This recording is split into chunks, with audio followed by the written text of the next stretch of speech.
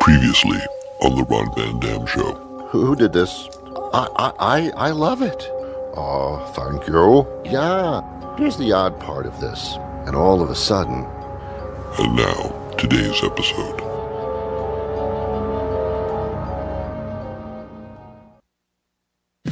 On the air everywhere, this is New England Broadcasting.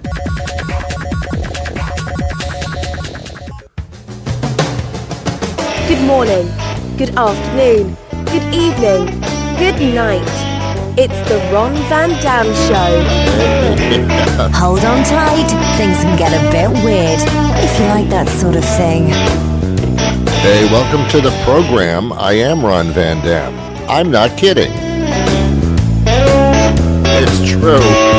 It's absolutely. Check it out. It's true. Welcome to the show. You are, I don't know. You just are very tolerant. You're a very tolerant person. Thank you. I appreciate that. Hey, welcome to the program. I am Ron Van Dam. I do this every single freaking weekday. If it's a weekday, you'll hear a new show right here. As you know, on New England Broadcasting, ronvandam.com, all kinds of stupid websites. And also, you can hear us on the Amazon thing. You can hear us on Spotify and SoundCloud, and the Podbean network houses all of our episodes, well over 1,000 of them, if you really want to binge listen. Seriously. We're also on YouTube every single day. Man, it's just too much. But thank you so much for being here. Today's program is free. Usually, to subscribe to this show, I think it's up to 2,000. Yeah, last week it was 1,800. But for you, because I like you, because you have a kind face, it's free. Yeah, no charge for you. No charge for you. I'll make my money in other ways. I'll sell lemonade. I don't care. I'll sell lemonade in the streets. I dare me. I did that as a child. That was my first job. I was an entrepreneur. I think I was about 8 years old or 6 or something like that. I don't have any concept of age anymore. When I see a young child in a restaurant having a tantrum, I don't care how old the kid is. Get the kid out of the restaurant. I don't have concepts of 5, 6, 7, 8 years old. They all say it's all a blur to me. I don't know who these kids are. They could be midgets. I'm sorry, little people. Got that one wrong, didn't I? Yeah, I guess I think I was riding my bike or something, and I saw this little girl selling lemonade. She took her parents' card table there, fold-up card table, and put it out in front of her house on the sidewalk. And she had a sign, and people were actually stopping by and getting lemonade from this tiny little child who probably spits in it and sneezes in it. I don't know what these people are thinking, but the kid was doing some landmark business. And when you're 5, 6, 7, 8 years old, you don't need a lot of money. It's not like you're saving up to go to Miami, to a nightclub. You know, you have no real reason to be doing this.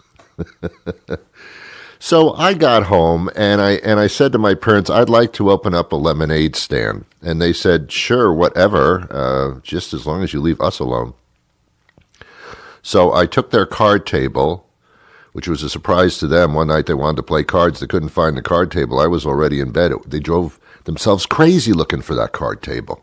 I had it stuck in the garage behind some wood. So I took the card table. I put it out there on the curb of in front of my house. And I got a big piece of paper, and I wrote on it, lemonade, 5 cents. And I said to my mother, I'd like to mass-produce lemonade so that I can sell it to all of the people that are going to be stopping by. My mother said, here's an idea. Let's go to the store, buy some lemonade. You put it in the pitcher, and you pour it into little cups. I think that's good enough for you, Ron. I don't need you setting up a lemonade assembly. I don't need to go out and buy 24 lemons and have you squeeze that stuff all over the kitchen and tap water and sugar and stuff. Yuck. Let's just buy the lemonade and be over with this.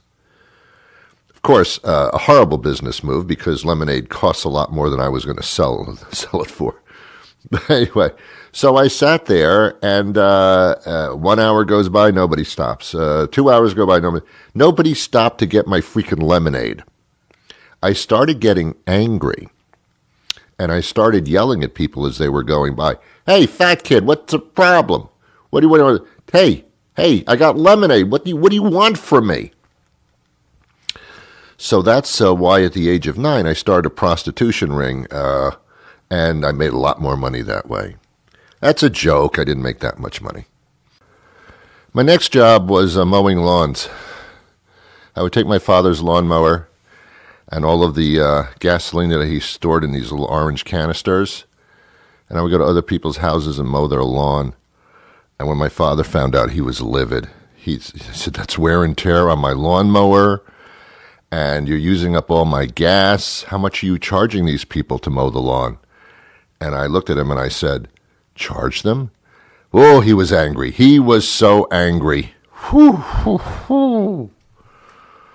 Whew. Then I got a real job. I worked for the Bergen Evening Record, which was a small local newspaper in the Teaneck, Hackensack, New Jersey area. And every afternoon after school, I would get on my bicycle and deliver approximately 40 papers to a couple of neighborhoods that were near me. And that was fine for about 2-3 months. Then I started realizing that people are idiots. If you ever want... I don't think they have newspaper routes anymore because I don't think most people get newspapers anymore. It's all done digitally, electronically, internetally. I don't know. But not too many people get them delivered. But that was a big business for me. But when I would collect on Friday evenings, I would collect the money that they owe me for the papers. Most of the neighbors were either not home or they gave me some cock and bull or bull and cock story. Like, well, can you get me next week? Can you get me? Why? Can you get me next week? It turned out, because I had to pay the paper, see, it was a real business. I would pay the newspaper this small amount of money, and I would charge the customers the regular price, which was a lot higher, and I would keep the difference plus the tips. But it was not working out. People were not paying me at all. It was like they were all like Trump. It was awful. So I stopped that job. I was actually losing money. People were getting the news delivered to their front door, and I was losing money. And I was damn good at it, man. You never found a paper in a bush or anything like that. I always had it delivered exactly where they wanted it. Got off the bike, placed it there. I was good. I should have done that professionally when I was an adult. I was good at that stuff. Wow, but I could place a newspaper like nobody's business. Yeah, I mean, we all had a lot of little jobs, you know what I'm saying? When it snowed, I would take a shovel. Again, my father's shovel. Thank God I had a father. I would not have been able to start many of these businesses without his help. I would take my father's shovel and I would walk from house to house and say, do you want your front walk and driveway shoveled? And they would always say yes because I was only charging like a couple of bucks. And I would do it with, sometimes my friends would help me out, and we'd charge accordingly, and we would shovel their properties, and we made some good money when it snowed. Now when it snows, do you see any kids at all going house to house? Can I shovel your driveway? Can I shovel your walk? No, not one freaking kid, not one kid. You could even say to a kid, hey, I'll give you $20 to just shovel my front walk. It'll take you 5 minutes. The kids would probably say, no, that's going to cut into my cell phone time. Kids don't do that. Kids are so freaking lazy. I'll tell you this story, man, and it's true, and you probably did it too. I don't know how old you are, but when I was young and I was walking to junior high school and I walked. It was a mile each way, and I walked in the rain and the snow and the tornadoes and the zombie apocalypses. Nothing stopped me. I walked. And my parents actually shoved me out the door to walk. They never drove me to school unless I had a project or something where I had to bring something into the school that was too awkward to walk with. I never took the bus. The bus, give me a break. Bus? Who invented that thing? What an uncomfortable mode of transportation that is. For two reasons. One, all the seats. Man, there's no leg room. Any kid that's taller than 5 feet or any adult is not going to fit on a bus. And it's clunky and it's messy and it's stupid. That's one thing about the bus. The second thing about the bus is that there are other people on the bus, and that's a problem. Take a look around at the other people on the bus someday and just picture them all being human beings. You can't get there. They don't look like them. Nobody dresses up to get on a bus. Nobody showers to get on a bus. People. Yeah, people.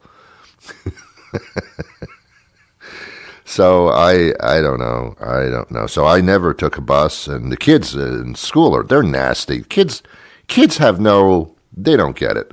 They're all like Donald Trump. They're all like little bullies, little entitled, little pieces of crap. Every single one of them. Your kid too. You know your kid is no good. You know it. Well, wait a minute, Ron. You're making a personal attack. No, I'm not. If you had videotape or a closed circuit television or something of the way your kid acts when you're not around, you would be floored. That's not my son. Oh my God, what is he doing? He's smoking in the back of that building. Oh my God, look at him. He's pushing that kid around. Oh my God, that's not my son. I can't believe this. Yeah, believe it. Your kids don't act like that around you because they can't. Why would they? But look at your kid on this closed-circuit television camera we have set up. Not your kid, huh? I swear most of you would be floored. Or to hear the language your child uses. And what they do behind your back. Not in your house, man. They won't chance that. They won't chance that too much. But when they're out on their own, out of your house, with their friends, you'd be surprised what they do. Ron, what do they do? I'll check out the closed circuit television and you'll see what they do. They're not the good people you think they are. Except for your kid, right? Except for your kid. When I was living in Rochester, New York, there was this couple. They just had a baby.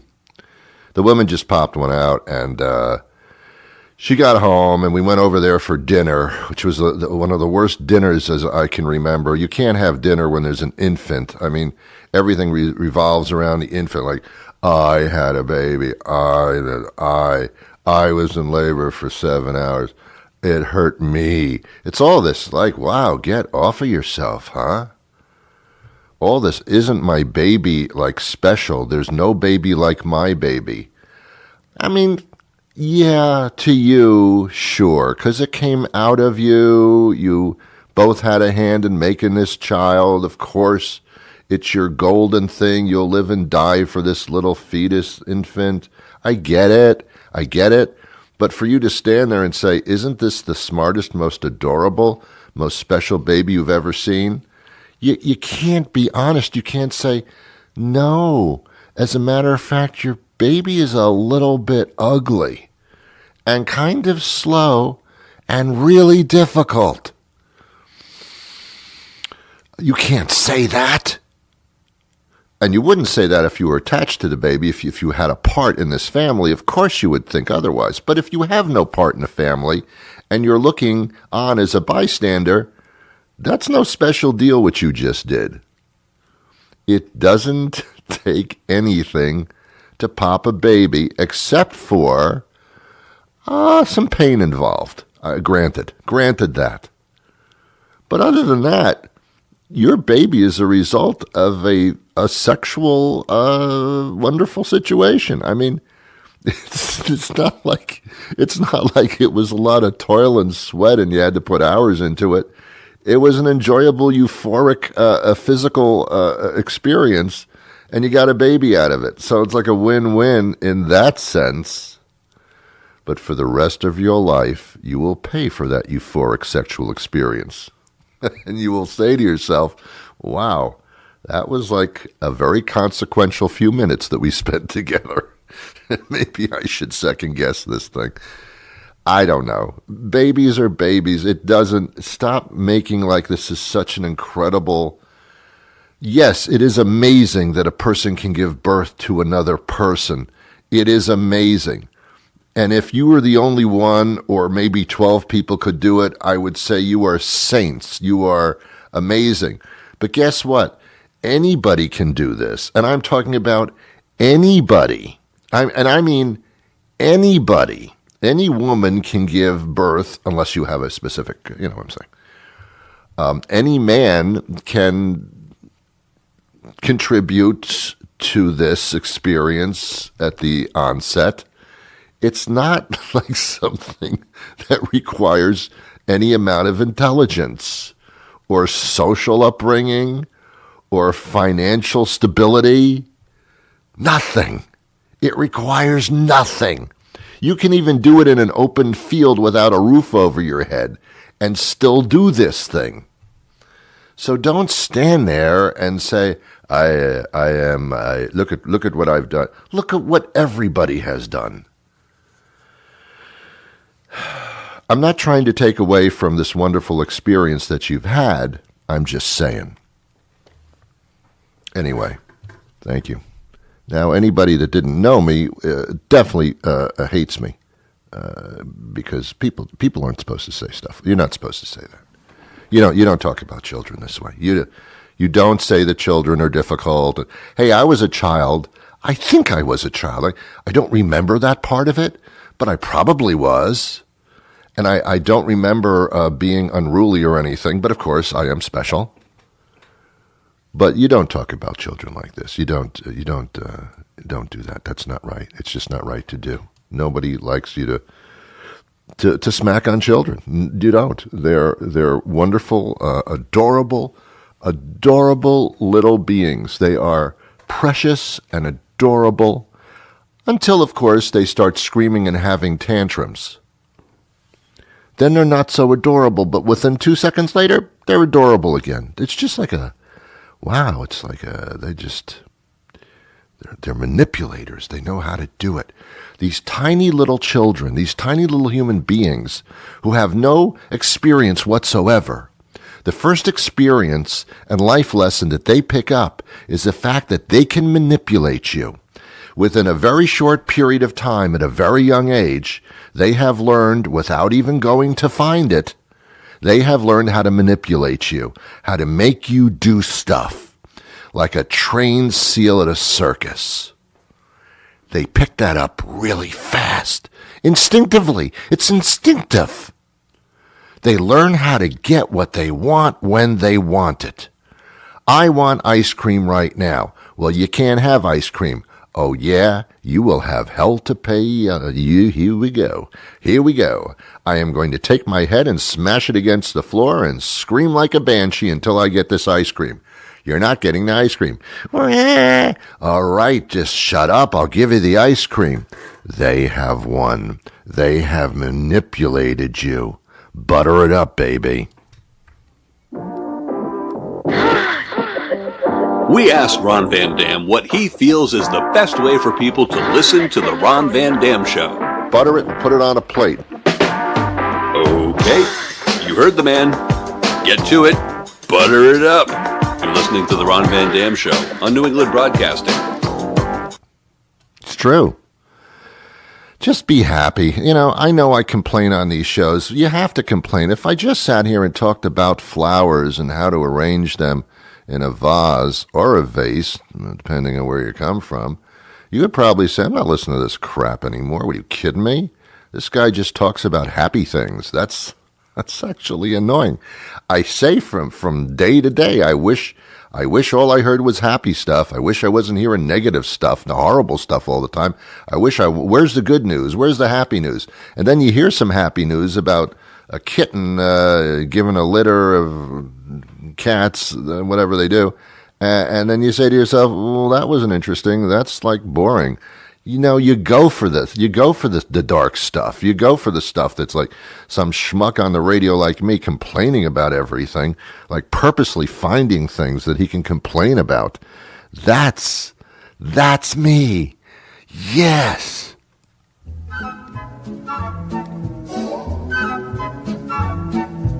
Gray skies are gonna clear up. Put on a happy face. Brush off the clouds and cheer up. Put on a happy face. Gentlemen, have you ever been in the mood for a nice knish or maybe bagel in the schmear, but you're also in the mood for some exotic dancing? You can't find those in the same place. Until now. I'm Moishi Kaufman, inviting you to come visit us at Moishi's Knish and Strippers, the area's first genuine kosher deli and titty bar. Come in and rock out with your locks out and check out our dancers. These girls are so nice you'll plots, and they're all certified kosher. Maybe not the kind of girl you bring home to mother, but once you see Delia fold a dollar bill without using her hands, you won't care what mom thinks. Look, Bubby, you're in a strip club. That alone is enough to kill her, so live a little. Every Thursday, don't miss our buns and brisket buffet from noon to 6. Moishi's Knish and Strippers is closed on the Sabbath. Hey, we might be a little unorthodox, but we're not heathens. I don't know. So how you doing, actually? I've been talking about myself for the past, 23 minutes or something like that.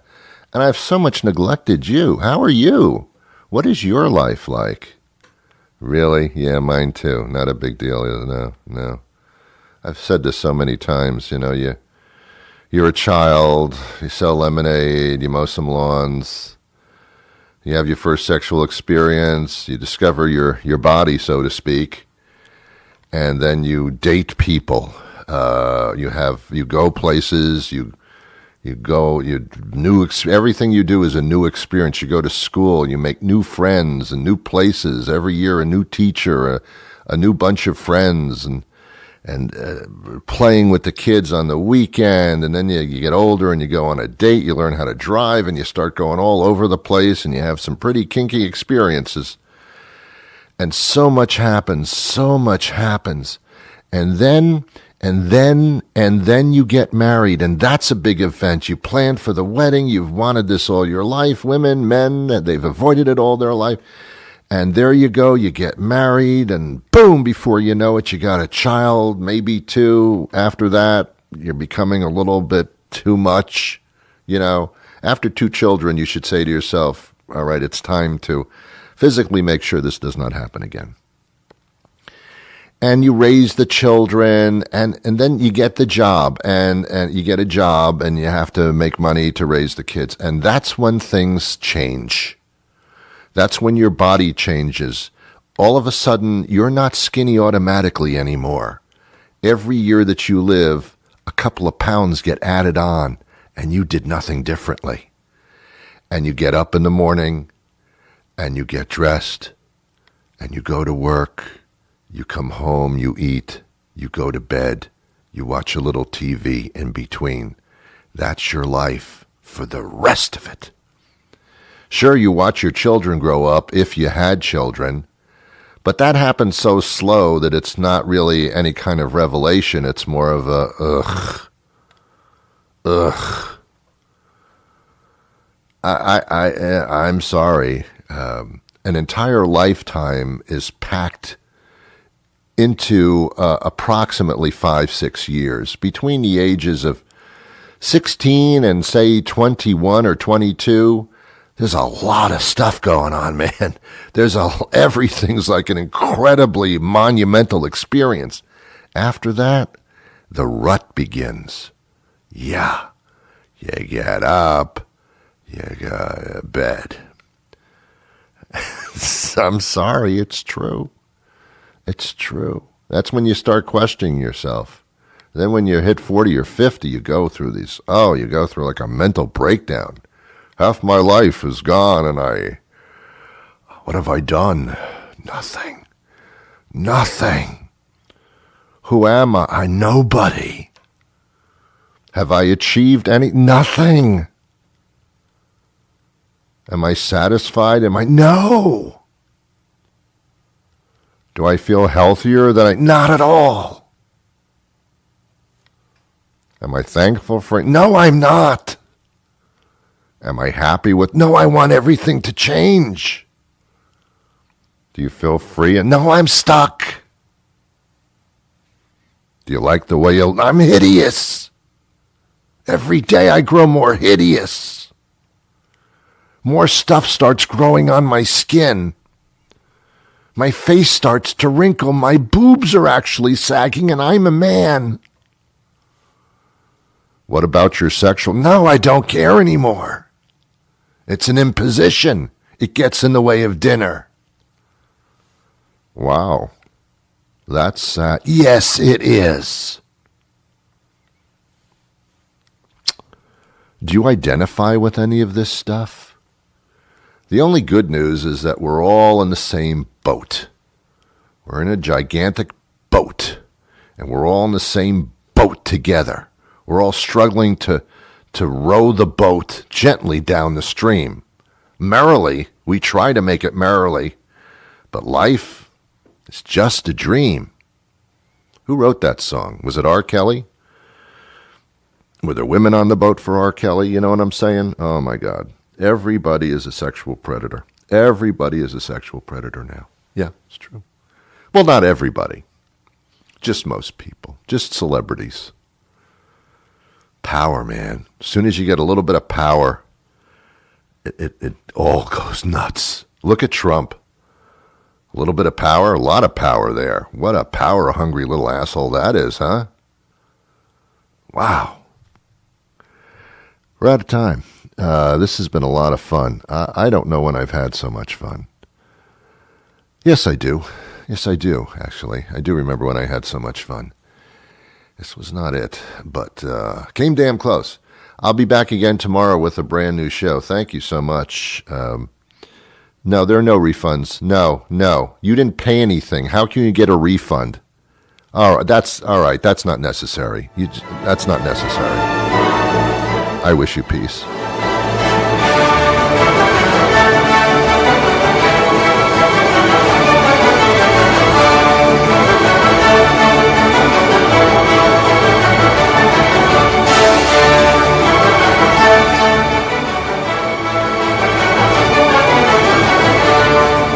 I wasn't happy with today's show. Can I do it again? No? What do you mean no? What if I do?